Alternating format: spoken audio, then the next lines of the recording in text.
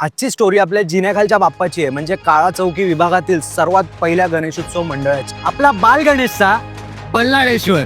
1951 साली या मंडळाची स्थापना झाली. बाळगोपाळांनी एकत्र येऊन आपणही गणेश उत्सव साजरा करू असं ठरवलं. पण मूर्तीची स्थापना नेमकी करायची कुठे असा प्रश्न त्यांच्या समोर होता. तेव्हा आपल्या सीताबाई चाळीच्या जिन्याखाली या बाप्पाची स्थापना करण्यात आली. पहिल्याच वर्षी बाप्पाला चाळीतून खूप मोठा प्रतिसाद मिळाला आणि बाप्पाची चर्चा आसपासच्या परिसरात झाली. तेव्हापासूनच बाप्पाला जिन्याखालचा गणपती म्हणून ओळखला जाऊ लागला. बाळगोपाळांचे प्रयत्न पाहून वरिष्ठांनी आपण पुढील वर्षी आपला गणपती मोठ्या जागी बसवायचा असं ठरवलं. चलचित्रामध्ये नाविन्य आणणारे मुंबईतील सर्वात पहिले मंडळ.